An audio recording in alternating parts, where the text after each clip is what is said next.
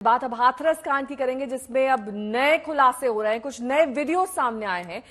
इन videos में बाबा के निजी सुरक्षा कर्मी श्रद्धालुओं को धौंस दिखा रहे हैं और कार्यक्रम के दौरान ये सब कुछ हो रहा है। निजी गार्ड लोगों को मोबाइल से वीडियो बनाने के लिए मना कर रहे थे। बाबा के कार्यक्रम के लिए भारी भीड़ थी, उसमें निजी सुरक्षा कर्मियों का जबरदस्त घेरा था। सभी लाठी डंडे के साथ मौजूद थे। जब लोग वीडियो बना रहे थे तब सुरक्षा कर्मी उन्हें धमकी देते हुए दिखाई दे रहे थे। और एक नया वीडियो सामने आया है हाथरस घटना के बाद, किस तरीके से ये सेवादार, ये निजी सुरक्षा कर्मी जिनकी तैनाती की गई थी, वो कैसे वहां पर मौजूद थे, ये इस वीडियो में दिखाई दे रहा है।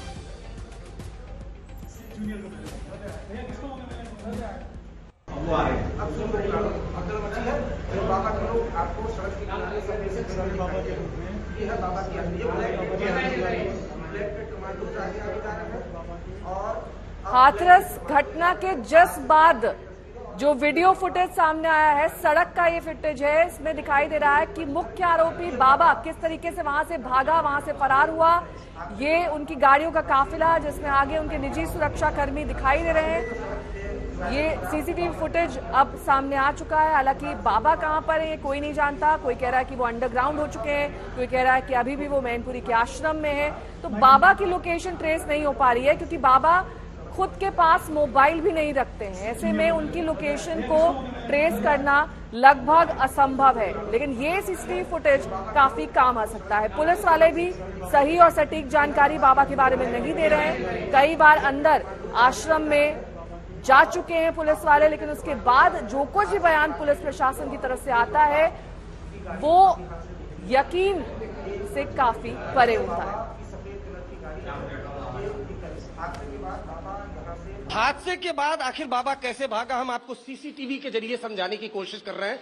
देखिए, भगदड़ वहां 2 तारीख को मची, उसके बाद बाबा वहां से भागने की तैयारी करता है। ये अगर आप देखेंगे सीसीटीवी में, ये ब्लैक कैट कमांडोज आप देख पा रहे हैं। ये बाबा की पूरी आर्मी है, ब्लैक कैट कमांडोज निकल रहे हैं एक के बाद एक बाइक पर, ये देखिए। और उसके बाद अब ये बाबा का काफिला दिखाई देगा, जबकि डिवाइडर पर बाबा की जो आर्मी है वो आपको यहाँ पर, ये सफेद गाड़ी में बाबा यहाँ से ही निकला। ये पूरा बाबा का काफिला है। हादसे के बाद कि ये सीसीटीवी की तस्वीरें हैं, जिसमें जब भगदड़ मचती है तो बाबा यहां से फरार हो जाता है। पहले हमने आपको ब्लैक कैट कमांडोज दिखाए, उसके बाद बाबा जो व्हाइट कलर की गाड़ी है उसमें बैठकर जाता हुआ दिखाई दिया। अब ये भी समझने की कोशिश करिए कि बाबा का जो पूरा सिंडिकेट है वो कैसे काम करता है। डिवाइडर की तरफ आप देखेंगे यहाँ पर तो लोग दिखाई देंगे, ये बाबा की आर्मी है। यानी बाबा का काफिला जब भी गुजरता था, पहले आर्मी सड़क पर कुछ इस तरीके से तैनात हो जाती थी सेफ पैसेज देने के लिए। और उसके अलावा अगर यहाँ पर देखें तो ये जो बाबा की आर्मी के लोग हैं, कमांडोज के लोग हैं, ये हाथ में डंडा लिए यहाँ पर आपको दिखाई दे रहे होंगे। और ये जो लोग हैं ये भी बाबा के लोग हैं। पहले ब्लैक कैट जो कमांडोज हैं बाबा के, वो टीम के, वो निकलते हैं बाइक पे। उसके बाद पीछे पीछे जो बाबा है वो बाबा का काफिला निकलता है। और टाइम देख लीजिए, तकरीबन 1:42, यानी 1:40 पर जो क्राइम सीन है वहां से बाबा निकलता है। पहले जो ब्लैक कैट कमांडोज हैं वो निकलते हैं, उसके बाद सड़क पर कुछ इस तरीके से जो बाबा की आर्मी है वो तैनात हो जाती है। वो साइन होता है कि जो बाबा का काफिला है वो निकलने वाला है। उसके बाद ब्लैक कैट कमांडोज वो निकलते हैं और उसके बाद जो बाबा का काफिला है, जिसमें सफेद रंग की कार हमने आपको दिखाई, उसमें बाबा भागता हुआ दिखाई दे रहा है। उसके बाद जैसे ही काफिला निकलता है, ये जो बाबा की आर्मी है देखिए डिस्पर्स हो गई, यहाँ पर आसपास लोग चले गए। तो ये हादसे के बाद की सीसीटीवी की तस्वीर है, जिसमें साफ पता चलता है कि किस तरह से मिसमैनेजमेंट हुआ। 121 लोगों की जानें चली गई और क्राइम सीन से जो बाबा है वो फरार हो गया। अरविंद ओझा, दिल्ली आज तक।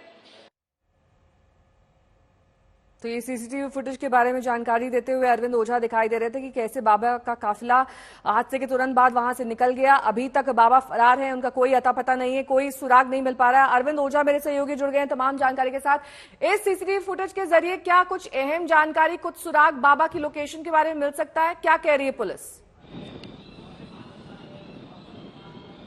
देखिए, सबसे पहले तो ये सीसीटीवी बताता है कि कैसे लाखों की संख्या में जिस शख्स के फॉलोअर हो, वो जब मर रहे हो तो कैसे वो वहां से भागता है। अति संवेदनशील वो रवैया अख्तियार करता है और उसके बाद वो भागता है। लेकिन वो बाबा की आर्मी कैसे काम करती है, इसको भी समझने की जरूरत है।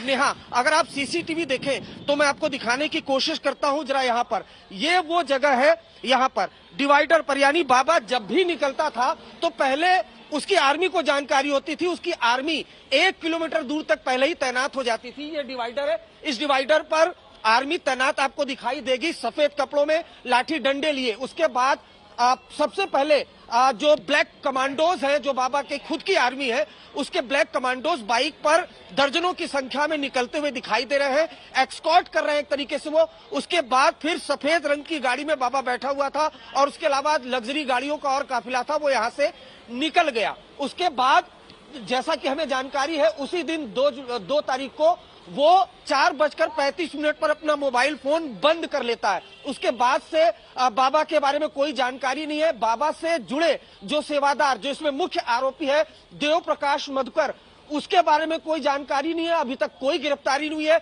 लेकिन आज तक पर हम सीसीटीवी के जरिए ये खुलासा कर रहे हैं कि कैसे वो बाबा, जिसके लाखों फॉलोअर हैं, जिसके कई अंधभक्त हैं, वो जब अपने भक्तों को कैसे मरता हुआ छोड़कर भागता है वहां से, उसके भक्त वहां भगदड़ मच जाती है। उसमें कई महिलाएं, कई बच्चे होते हैं जिन पर आस्था होती है उसी बाबा पर। वो बाबा कैसे अपने लोगों को मरता हुआ छोड़कर वहां से फरार हो जाता है। और जब फरार होता है तो बाकायदे एक सेफ पैसेज देती है उसकी आर्मी खुद की। डिवाइडर पर अगर आप देखेंगे तो सीसीटीवी में डंडे लिए उसके आर्मी के खुद के जो तथाकथित आर्मी उसके जवान वहां पर खड़े हैं।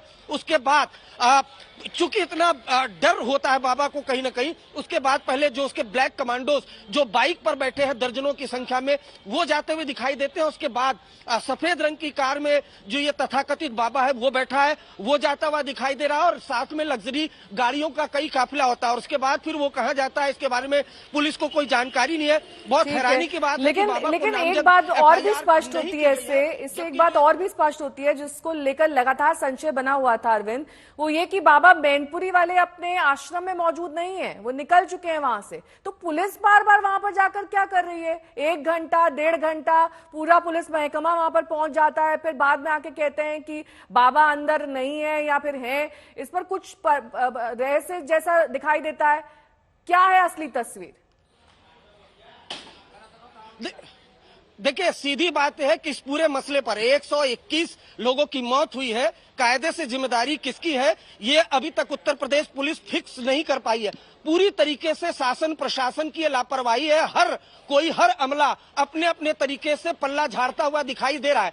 देखिए, कोई भी प्रोग्राम होता है अगर किसी भी जिले में, किसी भी शहर में, किसी भी कस्बे में, तो वहां पर एक लोकल इंटेलिजेंस होती है जो असेसमेंट करती है इस बात का कि कितनी संख्या में भीड़ वहां पर आ सकती है। तो जाहिर सी बात है लोकल इंटेलिजेंस यूनिट ने लोकल पुलिस को इस बारे में जानकारी दी होगी। और खुद एफआईआर में लिखा है कि 80,000 लोगों का एस्टिमेट था, 2.5 लाख लोग आ गए। तो भैया, जब इतनी बड़ी संख्या में लोग वहां पर जमा हो रहे थे तो प्रशासन क्या कर रहा था?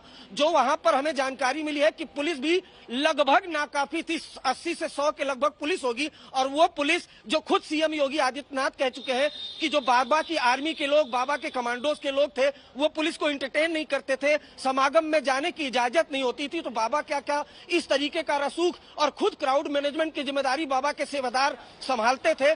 इसीलिए हम ये कह रहे हैं बार बार कि अगर सारी जिम्मेदारी बाबा ही लेता था तो बाबा के खिलाफ एफआईआर क्यों नहीं दर्ज हुई? जैसा कि आपने पूछा मैनपुरी में क्यों बार बार पुलिस जा रही है, हमें जो जानकारी मिली है कि जब बाबा यहां से भागा था तो जो मेन आरोपी है देव प्रकाश मधुकर, उससे बाबा की बातचीत हुई थी।